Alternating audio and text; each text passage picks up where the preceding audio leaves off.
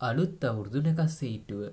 නව සඳ බැලීම අභිනව චන්ද්‍රවර්ෂය සඳහා මාර්තු මස 20 වන සිකුරාදා දිනද අභිනව සූර්ය වර්ෂය සඳහා අප්‍රේල් මස 19 වන ඉරිදා දිනද නව සඳ බැලීම මැනවි.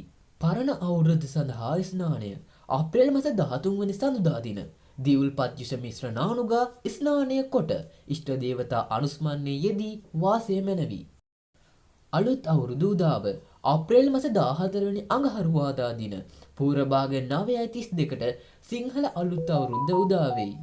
පුණ්‍ය කාලය අප්‍රේල් මස 14 වෙනි අඟහරුවාදා පූර්ව භාග 3:08 සිට එදින අපර භාග 3:56 දක්වා පුණ්‍ය කාලය බැවින් ඊට පළමුව සියලු වැඩ අත්හැර ආගම වතාවත්වල යෙදීම මැනවි.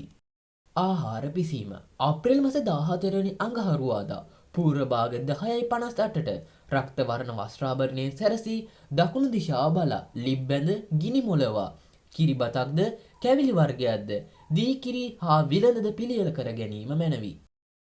වැඩ ඇල්ලීම ගණදෙනු කිරීම හා ආහාර අනුභවය අප්‍රේල් මස 14 වන අඟහරුවාදා අපර භාග 12:06ට රක්ත වර්ණ වස්ත්‍රාභරණයෙන් සැරසී දකුණු දිශාව බලා සියලු වැඩ අල්ලා ගණදෙනු කොට ආහාර අනුභවය මැනවි.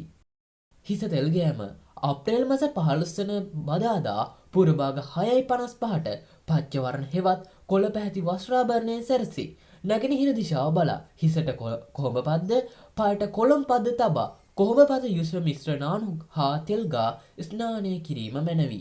රැකී ආරක්ෂා සඳහා පිටත්ව යාම අප්‍රේල් මස 20 වන සවුදා උදේ 6:27ට ශ්වේත වර්ණ වස්ත්‍රාභරණයෙන් සැරසී කිරිබතක් හා එළකිරි මිශ්‍ර කැවිලි වර්ගයක්ද අනුභව කර දකුණු දිශාව බලා පිටත්ව යෑම මැනවි.